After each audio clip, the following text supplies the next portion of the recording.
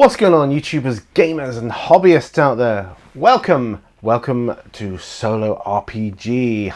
And if you're new to Solo RPG, welcome to a new world. A whole new world awaits you, and you'll be thinking, I don't get this solo role-playing game. You can't do it solo. I've been through all this myself. I started off thinking I prefer gaming in a group. Then I got around to thinking, well, it's difficult to arrange games sometimes. So I started looking into solo role-playing, and I thought, it's not too bad. It's quite good fun actually. And eventually, of course, you get enough tools in your arsenal and enough practice, I suppose. I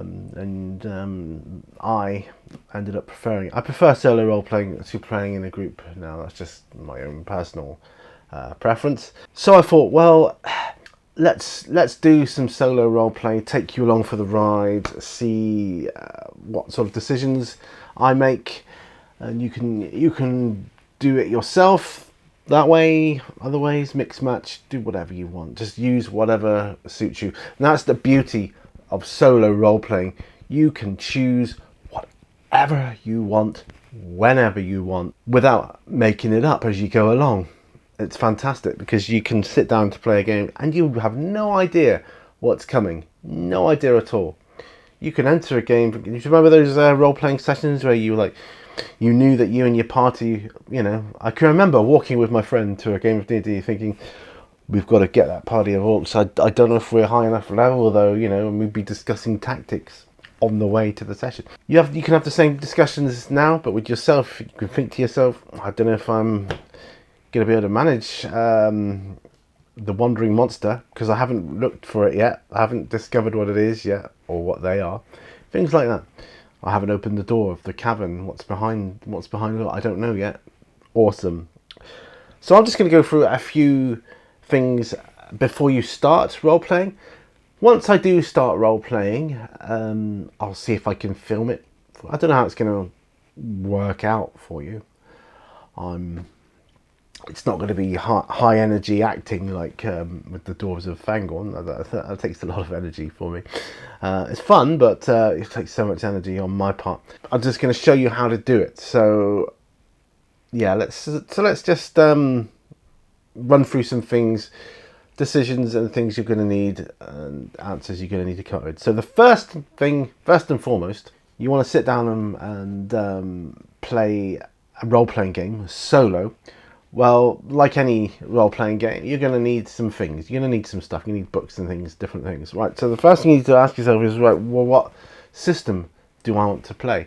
Me right now, I'm thinking I want to play D&D 5th edition. Haven't played that for a while. It's high fantasy, which is what I'm after right now, a high fantasy system. And D&D 5th edition ticks a lot of boxes for me. Okay. That's the first thing I want to make sure. Right, okay, so got myself the required rule books. I've got all the rule books I need for 5th edition. Yes, I have. So that's good. So that's that. I've got the core rule books, and I need that. Right, okay. Next thing, and this is not necessarily in any order, but the next thing I need to decide upon is, what am I going to do for an oracle? And there are many choices. There are card-based oracles, dice-based oracles. I mean, there's so many out there. The most well-known one, I suppose, is the Mythic Game Master Emulator, because of this incredible fate chart. And there it is, right there. That's what makes it so cool, because it's not just yes, no. But it is, but you've got extreme yeses, you've got extreme no's, and the chances, the odds vary at different points of a game, of a session, of a campaign rather. I'm probably going to choose Mythic because I want to run my game in a manner akin to Mythic, which is where you write out your game in kind of scenes, like movie scenes, and at the end of each scene you kind of look, how did I do? Did it go according to plan? Is it out of control? Is it all chaotic?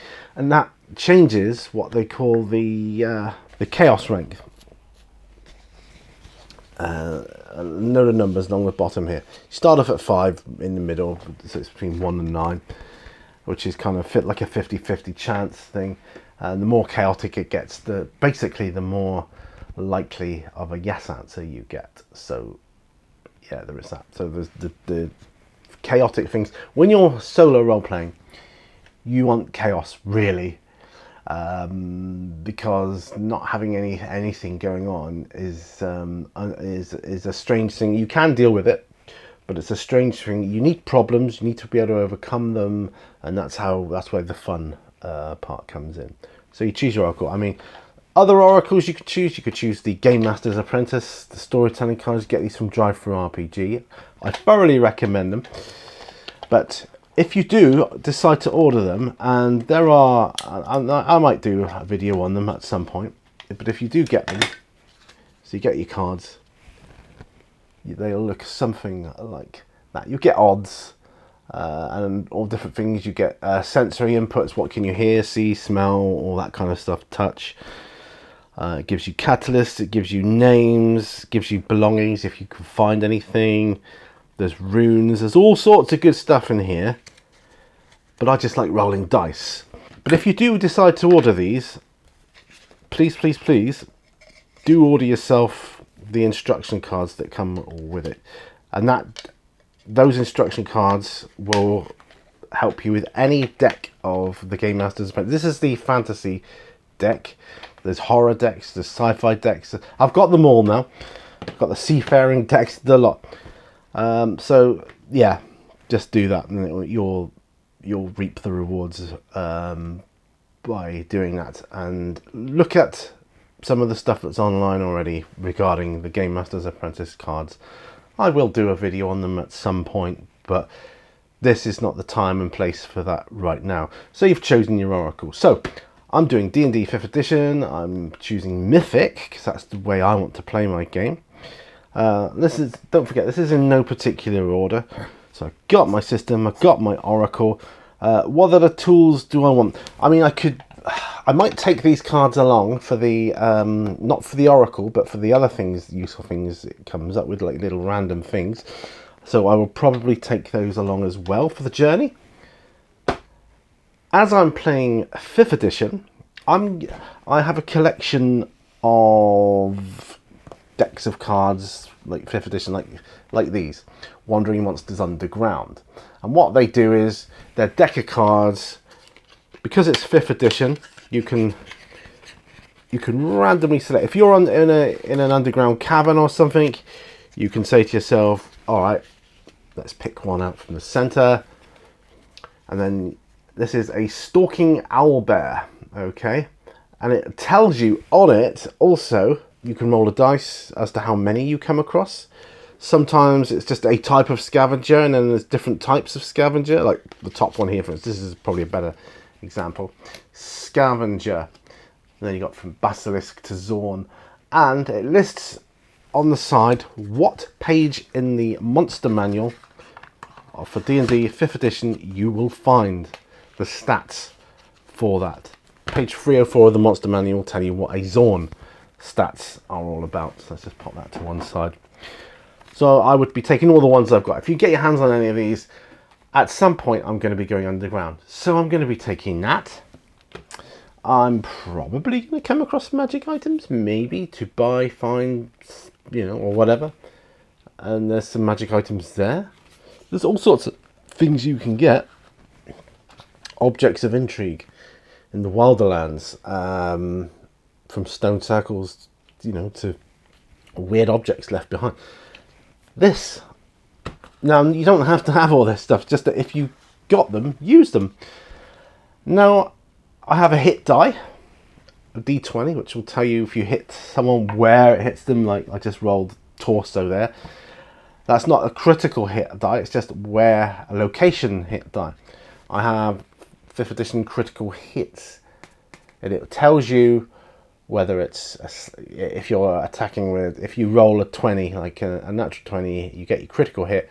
If you're using a slashing weapon, or a piercing weapon, or a crushing weapon, or a magical attack, it will tell you the effects of the critical hit on your opponent there. So that's kind of some of the things I'm going to be taking along with me. I will come on to other stuff as and when we play. I think I'm not going to set it all out here now, because there's loads of other stuff that we will incorporate. Just a couple of basic things. Pad and pencil, or yeah, I've bought myself a new refill pad. I'm going to be using a just like a little folder thing to just pop my notes and bits and bobs on there, and that's me set up. Then I can start setting up my first scene, and we'll come on to that in another video. There's all sorts of ways you can set up a scene. You can have one in your mind already. You can have a scene in your mind already. If you want to, I don't know, you start at a castle ruined under siege or something like that. I've got a particularly cool one I want to try out because I've seen it done before, but I've never done it myself, where my character or characters wake up with nothing and they don't remember how they got there, what's going on, and you've got to find out the mystery of what by using the solo tools, and that's really cool. There's so many other tools. There's random books, table books that you can get. There's story dice. We'll come on to that if we decide to use them, but that's it for now. The other thing that we'll probably do in the next video, I think probably, is character creation. What sort of characters do we want to take? And we'll work that out as and when we get there. But that's it for now. That's the first thing you need to start thinking about right now. Get yourself these few things. You know, I'm guessing you're wanting to dip your toe into solo RPG for all sorts of reasons. It's difficult to find other players. Is usually the most common one. Trying to arrange everybody to turn up at the same time or be online at the same time. Again, it's all very difficult. Whereas if you're playing solo, you can play for as long as you want, whenever you want, you know, at any time of night or day. It's entirely up to you.